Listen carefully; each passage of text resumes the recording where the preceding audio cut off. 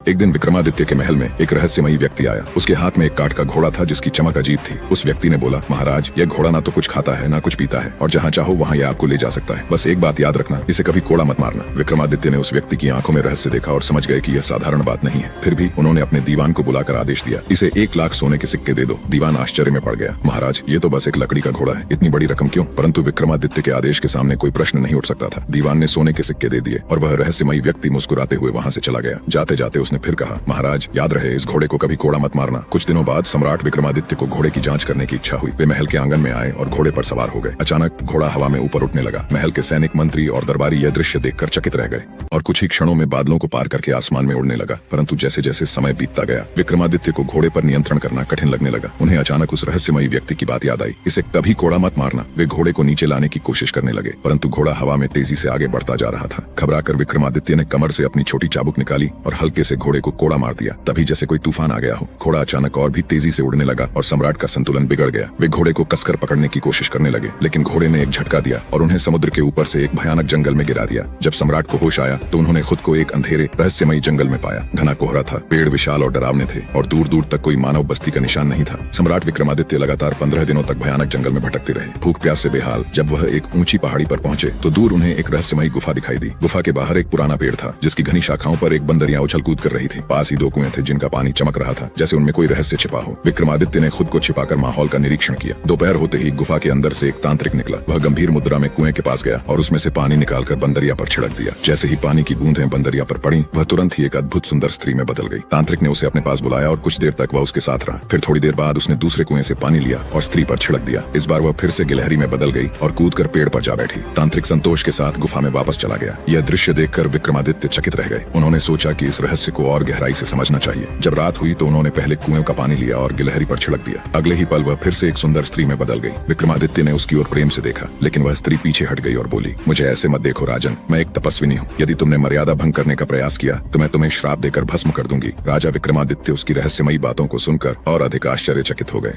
राजा विक्रमादित्य ने कहा, मेरा नाम विक्रमादित्य है, मेरा कोई कुछ नहीं बिगाड़ सकता। नाम सुनते ही वह रहस्यमयी स्त्री सिहर उठी। वह कांपती हुई विक्रमादित्य के चरणों में गिर पड़ी और विनती करने लगी, हे राजन, कृपया यहाँ से तुरंत चले जाइए। यदि वह तांत्रिक आ गया तो वह हम दोनों को श्राप देकर भस्म कर देगा। विक्रमादित्य ने पूछा, तुम कौन हो और इस तांत्रिक के चंगुल में कैसे फंसी? स्त्री की आंखों में आंसू भर आए। उसने कहा, मैं कामदेव की पुत्री हूँ। जब मैं 12 वर्ष की थी तो मेरे परिवार वालों ने मुझसे एक ऐसा काम करवाना चाहा जिसे मैंने करने से इनकार कर दिया। गुस्से में आकर उन्होंने मुझे इस तांत्रिक को सौंप दिया। वह मुझे यहादू से मुझे गिलहरी बना दिया। तब से मैं उसी रूप में यहाँ कैद हूँ। विक्रमादित्य ने कहा, तुम निश्चिंत रहो, अब तुम अकेली नहीं हो। मैं तुम्हें इस बंदी गृह से मुक्त करूंगा। झाड़ियों के पीछे से वही तांत्रिक प्रकट हुआ। उसने विक्रमादित्य और स्त्री को साथ देखकर गुस्से से कांपते हुए चिल्लाया, दुष्ट, तू कौन है जो मेरी कैदी को मुक्त करने चला है? विक्रमादित्य की ओर देखता ही उसका चेहरा गुस्से से लाल हो गया। वह गरजा, तू नहीं जानता कि मैं कौन हूँ? मेरे काले जादू से तू भस्म हो जाएगा। तांत्रिक ने अपनी काली माला घुमाई और एक पल में जमीन फट गई। उस फटी हुई धरती से निकले भयानक नरभक्षी, खून से सने दांत, लाल आंखें और बाघ की तरह झपटते हुए वे विक्रमादित्य की ओर बढ़े। विक्रमादित्य के चेहरे पर कोई भय नहीं था। वह गरजा, मैं सम्राट विक्रमादित्य हूँ। क्रोध में जलते हुए विक्रमादित्य ने अपनी तलवार निकाली और अकेले ही नरभक्षियों की सेना पर टूट पड़ा। एक एक वार बिजली की तरह गिरा। नरभक्षी चीखते रहे, लेकिन राजा विक्रम की वीरता के आगे वे एक एक कर गिरते चले गए। एक अकेले योद्धा को नरभक्षियों की पूरी सेना का अंत करते देख तांत्रिक के होश उड़ गए। वह कांप उठा, यह कोई साधारण मानव नहीं हो सकता। जैसे ही राजा विक्रमादित्य उसकी ओर बढ़े, तांत्रिक एक पल में अंतर्ध्यान हो गया और फिर कुछ ही क्षणों में दूसरी दिशा से प्रकट होकर जोर से हंसने लगा। विक्रमादित्य की आंखों में गुस्सा भड़क उठा। उन्होंने आंखें बंद की और एक आह्वान किया, बेताल। अचानक आकाश गड़गड़ाने लगा। बेताल प्रकट हुआ। पूरे घटनाक्रम को जानने के बाद बेताल बोला, हे राजन, अब आप निश्चिंत रहें। इस दुष्ट तांत्रिक को अब मैं देखता हूँ। तांत्रिक की सारी काली शक्तियाँ बेताल के आगे नतमस्तक हो गईं। वह चीखता हुआ विक्रमादित्य के चरणों में गिर पड़ा, मुझे क्षमा कर दीजिए राजन, मुझे पाताल भेज दीजिए। मैं फिर कभी किसी को कष्ट नहीं दूंगा। राजा ने कहा, जा, अब तू पाताल लोक में जाकर अपने पापों का प्रायश्चित कर। विक्रमादित्य ने उस स्त्री को अपने साथ लेकर अपने राज्य लौट आए।